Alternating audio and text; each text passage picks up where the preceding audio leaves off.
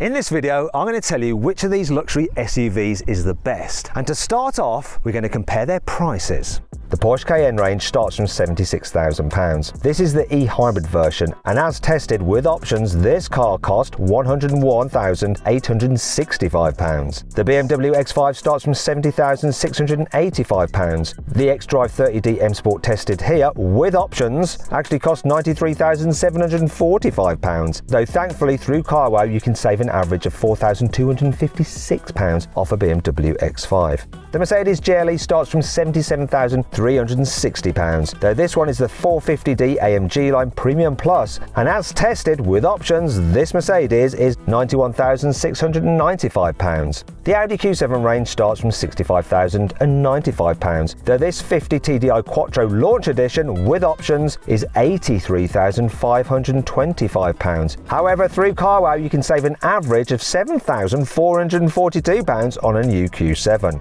Finally, we come to the Volkswagen Touareg. The range starts from £69,150, though this R plug-in hybrid, as tested with options, is £89,206. Through Carwow, you can save an average of £4,747 off the Touareg. This Volkswagen Touareg R uses a V6 3-litre turbocharged petrol engine mated to electric motor. It's plug-in hybrid. Combined, you've got 462 horsepower, 700 newton meters of torque, 4-wheel drive and an 8-speed automatic gearbox.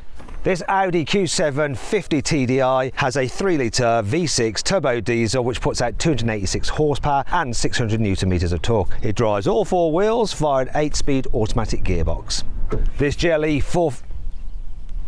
450D has a 3-litre straight-six turbocharged diesel engine with a little electric motor which puts out 22 horsepower, and combined you have 389 horsepower and 750 newton meters of torque. It's got a 9-speed automatic gearbox and of course 4-wheel drive. This BMW X5 30D has a 3-litre straight-six turbo diesel, puts out 298 horsepower, has 670 newton meters of torque, drives all 4 wheels for an 8-speed automatic gearbox. Finally, we come to the Porsche Cayenne e-hybrid, and like the Volkswagen, it's a plug-in hybrid and it uses a petrol engine. In this case, it's a 3-litre turbocharged V6, just like in the Touareg, mated to an electric motor and an 8-speed automatic gearbox and 4-wheel drive. However, it has more power than the Touareg because it's a Porsche, of course. 470 horsepower and 650 newton meters of torque.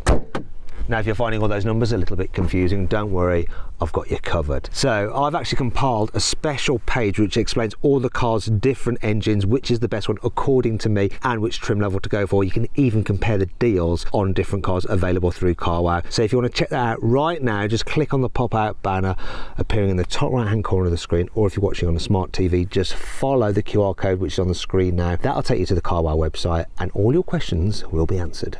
This Porsche has a deployable tow hitch, so if I press this button here, sounds like it's grinding coffee. Here it is. The speed of the tow hitch isn't very Porsche-like. While you can get all the cars here with an electric tow hitch, the BMW is the only car that gets a lovely split folding tailgate. So if I press this, the lower part comes down. Gives you a nice place to sit. And I like the way when you close it by pressing this button again up here, does the bottom part as well. Like that. If you get the 7-seater version of the Mercedes GLE, to fold down the rearmost seats, you do it manually, which doesn't feel very Mercedes-like. But at least you can fold down the middle row by pressing this button here in the boot. Oh, come on. It is not the fastest system in the world, but at least... What's going on? Why are you coming back up? It's also not the most obedient system in the world either. Don't know what that was about. With the Audi, the rearmost seats are electrically operated. Look, so press that and down they go, look. Whereas the middle row isn't. So you then have to go and do a reach around. To fold down the rear seats in the Touareg, you pull these levers. It's manual, but it works, apart from the fact that sometimes it doesn't if you don't grab it properly. And look at that. You end up having to climb in anyway to put the buggers down.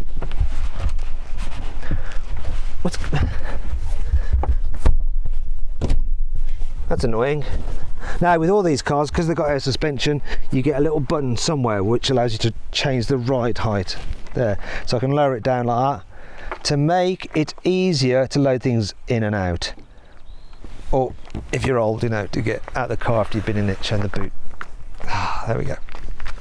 Considering the price and that this is the sportiest version of the Touareg, it all just seems a little bit so what, doesn't it? And it's kind of highlighted by the design of the grille and the way it goes around the lights. Sort of like a mask. Reminds me of Robin from Batman and Robin. And as we all know, Robin's just a little bit crap. The Audi Q7 just looks like a big fat hatchback. It's like someone just drew the shape and the board signed it off. So like, oh, it's okay, it has the Audi badge on the front, it will sell. And they're right. The car that I think would look best on your driveway is this Mercedes GLE. I really do like the look of it, especially in the black. Works well with the chrome. Just don't look at this bit. Don't look at that. Ignore that. Get out of it. Just ignore it. I can't quite make my mind up about the BMW. There's a lot going on which is sort of interesting, but at the same time it's a little bit awkward, a bit like me. Porsche is the kind of company that comes up with a car design, then likes to just kind of keep it the same, evolving it slightly for each generation. Unfortunately with the Cayenne, they started off with a car that was very, very ugly, and so they've continued that theme. And that's coming from someone who actually owns a Cayenne. They're not attractive. And this one, there's something a bit fish-like about it. Question is though, is it a shark or a bottom feeder? I really like the interior design of the Porsche Cayenne. It's simplistic, you still have physical buttons for the climate control. Well done, Porsche, well done. Quality is very good, though you do have to spec the extended leather for £2,500 extra. Otherwise you get a cheap feeling polyurethane dash, which is just so wrong in this car. Another thing that's a bit wrong is the way that you have the start button over here, hidden behind the steering wheel, and then you have the gear selector over here, once again, hidden behind the steering wheel. Don't like that. I do like this though. Drive select modes, easy to get at because they are on the steering wheel. Driving, change, no problem. As with the outside of the BMW, there's a lot going on here on the inside as well, though I do generally like it all, apart from one thing, the fact that you have to do too much stuff through this blooming touchscreen, like the climate and everything like that. Loving the shape of the screen though, looks cool, material quality is very, very good in here, and I especially like the two-tone leather. Black and brown is just working so well together. I'm a little bit undecided by the interior design of the Mercedes, so there's some things I like, such as the general layout is all fine, you've got separate climate control buttons there, I love the gear selector here on the steering column, but then there's other things that I don't like, such as the materials themselves in places, just so cheap and horrendous for a car of this price. Got massive bezels around these screens, makes it feel old-fashioned, but the worst thing of all is the leather here on the seats, the way it's all wrinkled. Have they made it from scrotums? The interior of the Audi is potentially the most Germanic. It's kind of straight line, simple, decent. There's not much to complain about really, apart from some of the shiny bits of trim which seem to be like glaring in my eyes, which is not good. I think this has the worst seats though. They're the least supportive. As with the BMW, there's a lot going on here on the inside of the Volkswagen Touareg, though not so much in a good way. Also, I don't like the touch-sensitive buttons on the steering wheel. You get them in the Mercedes and they're annoying there, but I think they're even worse here. Then some of the materials are a little bit cheap as well. And why are they giving it such an unnecessarily huge gear selector? Look at the size of that. It's almost like you're grabbing the alien's head. Look at the shape of it. Weird. There's loads of room here in the back of the Porsche. Knee room, head room. Stretch out, you can slide, and you can recline. Very, very good. In the BMW, knee room's easily sufficient. Headroom's really, really good. Now, you can't actually recline or slide the seats, but it's not too much of a problem because the actual position is bang on anyway. It's also really nice and comfy, this deep bench. The only issue I have is that you can't really slide your feet underneath the chair in front quite as far as I'd like to. However, I can let the car off that because I really, really love the huge back windows. This is the car that you get the best view out of in the back, and kids will like that. The Mercedes GLE has knee room for days. Headroom is a little bit tighter though. However, I can recline the chair to give me more headroom, and I do it electrically. It's any car that does it like this.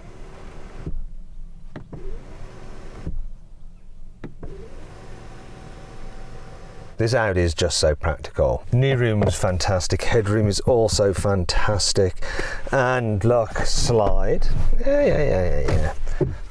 And recline, actually you can recline further than in the other cars, and look, stretch out into there. This is luxury, this is, and it has something the other cars don't. You can do the same with the middle row individually, plus Isofix, totally normal, but also Isofix, and more Isofix as well. Touareg, okay headroom, really good knee room, lots of foot space, comfy seats, recline and slide. Good. What surprised me is that I think that the BMW is the least good in the back seats, the Audi is the best, closely followed by this Touareg and the Porsche.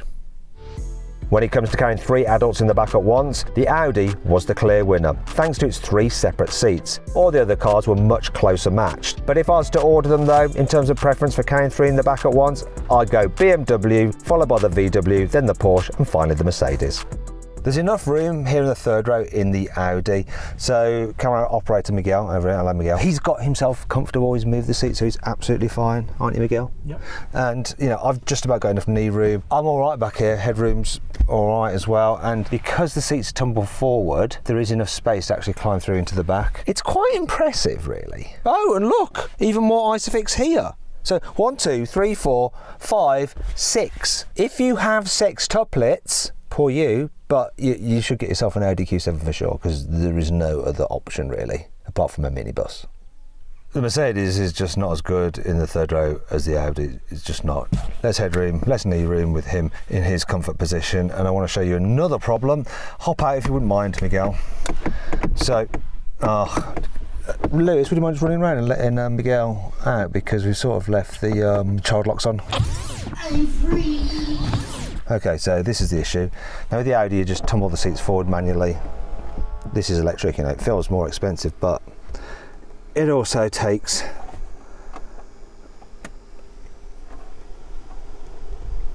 too long, and the access, as you can see, isn't quite as good, is it? Although this BMW doesn't have it, the X5 does have an option of a third row of seats for an extra £1,650. However, to have those extra seats, BMW forces you to add various other packs and options. So if you really want the seats, you have to pay an extra £6,000 in total. Now we're going to do a luxury test, and to do that, I'm going to rank how nice the doors are to open and close on each of these cars. Last place is the BMW. Front door sounds okay, but the back door is just... yeah. Next place is the Mercedes. The handle's a bit... Front door sounds solid. Back door's a bit of a letdown. Next is the Porsche. It's let down by a really cheap sounding handle, because otherwise, that is nice. Handle again is bad, but the back door, listen. It's okay. Surprisingly, the Touareg handle is good, and oh, that sounds good too. Even the back door is satisfying. The only thing that lets it down is, look, no soft close. Whereas the Audi and all the other cars have satisfying soft close. But overall, yes, it is the Audi that wins, because handle is good and the door, oh, it's just so well insulated. Same with the back door. Oh yeah, feels nice, sounds nice, is nice. Are you a company car driver? If you are, I can save you the bother of watching this entire video. Just get this Porsche Cayenne plug-in hybrid. Reason being, if you compare all the plug-in hybrid versions of these cars, the Porsche actually works out the cheapest per month in benefit-in-kind tax. So why wouldn't you get it? It's the most expensive car to buy outright, but the cheapest for company car drivers. You'd be mad not to. However, if you're buying the car with your own money, the outcome could be different. So keep watching. Want to sell your car quickly, easily, and for a fair price? Then head to carwow to have over 4,000 trusted dealers ready to bid on it in an online auction. First, enter your car's registration to get an instant approximate valuation. Then, if you want to proceed, give us some more details and upload some photos, and we'll help you set a fair reserve price for your car. That's the minimum amount you'd be happy to sell it for. Once you've done that, we'll enter your car into an online auction. When the auction's over, we'll let you know the result, and the dealer with the winning bid will be in touch to arrange easy payment and free collection of your car. 93% of sellers surveyed said they got the price they expected or more through carwow. The best bit is, it's completely free! I put a link in the description of this video and the pinned comment to take you directly to carwow, where over 4,000 dealers are ready to bid on your car. Or you can just click on the pop-out banner that should be appearing in the top right-hand corner of the screen now. Alternatively, just Google "Help Me Carwow" and we will help you sell your car quickly, easily and for a fair price. On with the video. The Audi is the oldest car here. I think I first drove it before 2016. And back then I was like, oh my God, what have they done with this car? It's just comfy, it handles well, it's quiet, they've nailed it. And obviously over the years, they've like honed it and improved it ever so slightly. And it still feels just as good. Do you know what? If you were to just get in this, drive it, you go, do you know what? We'll take it. It's great, love it. It really is a good all-round capable car. Thing is though, I've got to do my job, so I'm going to pull some bits of it apart. First will be the engine and gearbox. Slight delay when you put your foot down. It's not the quickest to respond. You also get a little bit of a from the diesel engine, but that's about it. Handling wise, I can't really fault it. This one's got rear axle steering, and you notice that when you go into a turn, it just starts turning quicker than you'd imagine. Not in a sort of frisky, what's it doing kind of way, but more in a, oh, just helps it get round the corner kind of way.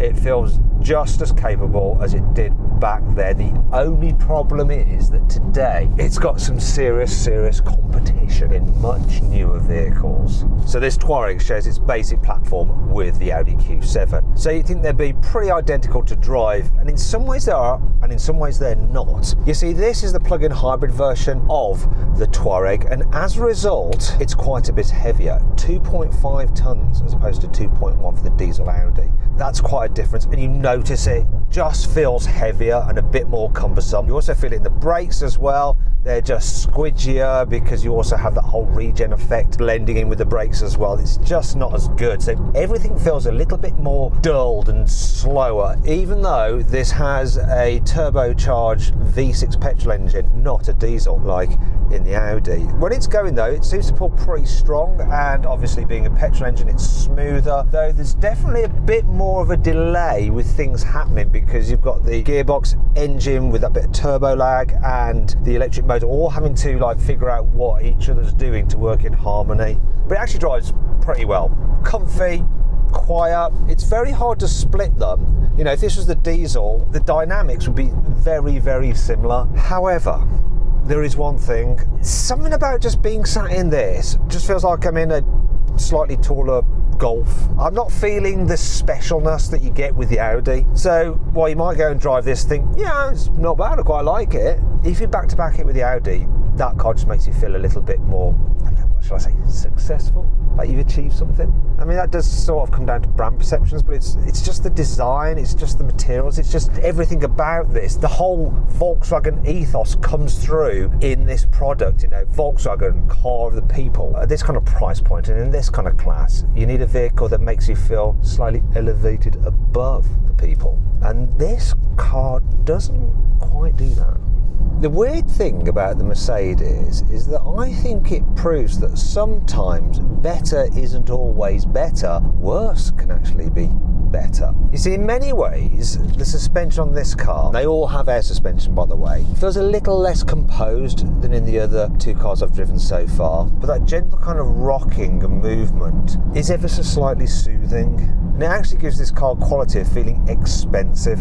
However, the floors actually give it a certain quality of heft. Not actual weight like you get from that Touareg because it is so darn heavy because of the hybrid system. More just a feeling that you are driving a substantial vehicle, something that's expensive. If I put this car in sport mode, and I've done this with the other two cars, to just check the handling, I would say it is the least dynamic of the ones I've driven so far. It just leans a little bit more. I don't feel so confident in pushing it as fast, even though it's not quite as heavy as that Touareg. But I can easily go way faster than than the speed limit. So no one is ever going to drive it like this. So when you put it back into comfort, which is where this car belongs, and you drive it like you're going to drive on the road, it just feels like a Mercedes should do. And then there's the engine. This diesel engine is absolutely brilliant. Loads of power, very responsive, the gearbox is on point. All these hybrid systems and stuff like that, no. Really, in this kind of car, all you want is a good, solid diesel, and this is one of the very, very best diesel engine automatic gearbox combinations. So far, out of the cars I've driven, the one that I'd like to drive home is this one. But maybe that could be about to change. One thing that surprises me right away with this BMW is that I thought I'd prefer its engine and gearbox combination than the Mercedes. Granted, it's really good. The Mercedes is slightly better. Where this wins out though is that you get very similar levels of comfort to the Mercedes. You know, the way it just feels solid, expensive, yet it doesn't quite have the imperfections. I think it's more composed. So the way it goes down the road is better than the Mercedes. Although I don't massively prefer it, but if I'm trying to judge the car for how well they've been set up, this is slightly better, and it does handle better as well. I'm in just a normal driving mode here. I want to go into sport. That'll make it a bit sharper, stop it leaning so much in the bends, and it definitely feels sportier than the Mercedes. Oh, I really like that Mark, and I thought, you know, that's the one I'd have. But in terms of the drive, I'm now preferring this. It feels like a big chunky SUV, which is what you want, yet it has added agility compared to the Mercedes, so you can do both things. And yeah, I know you're not going to drive as quick as this, but there is just something super sophisticated the way this thing goes down the road. Really, really like it. And so now, this is my favourite of the lot to drive, but there is one more to test. Finally then, the Porsche Cayenne. Being a hybrid, immediately you can sense the weight of it. 2.5 tons. The suspension feels good. It feels like solid, it feels nice. I'll tell you what I don't like, which is odd in a Porsche, the brakes. It's the hybrid system though, you know, because the regen blending with the normal brakes just feels inconsistent. Though it's quite surprising how it grips and goes around corners despite all that weight. It feels quite dynamic the way it turns. And I'm just in like the normal hybrid mode. What's it going to be like if I go into sport? Good thing about this car, it's so easy to just whack it into sport. In fact, let's go Sport Plus. This is interesting.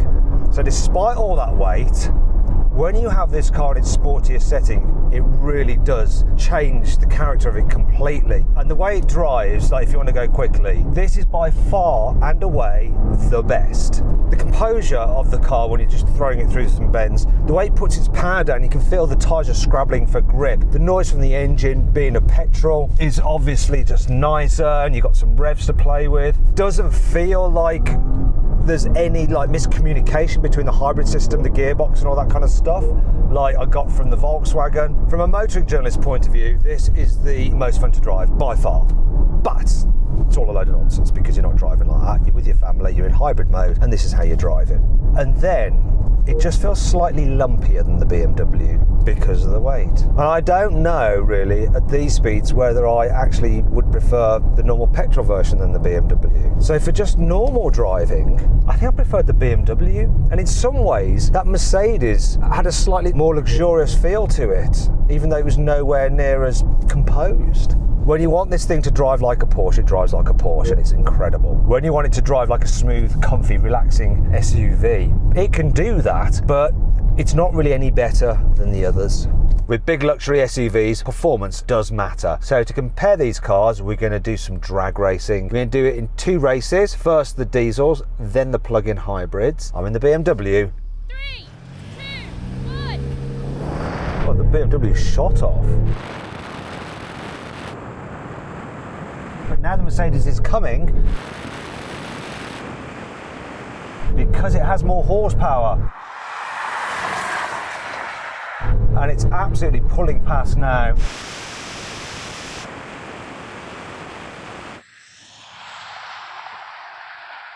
To be fair, you can get a faster version of the BMW diesel. That is the quickest version of the Mercedes diesel, but this BMW is definitely ahead of that Audi. Oh la la. So round 2 with the hybrids, but we thought we'd put the fastest diesel in just as a benchmark. Here we go. 3, 2, 1. Wow, that Touareg was off the line like you would not believe, but now this Porsche is going past. And where is the diesel in all of this?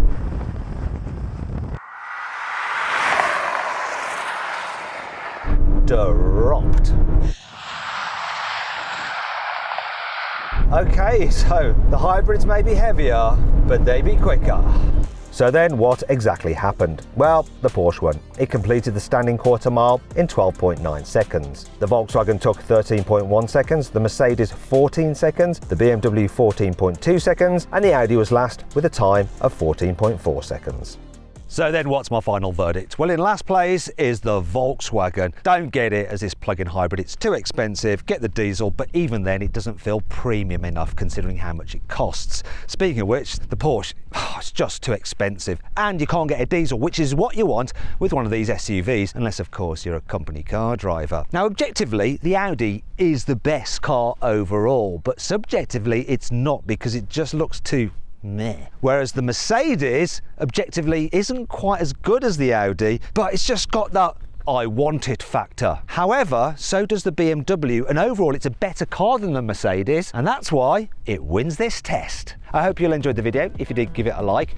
Click on the video windows to watch some more videos, and if you want to find out the best deal on one of these cars, I've configured it myself, then just click on the CarWow logo.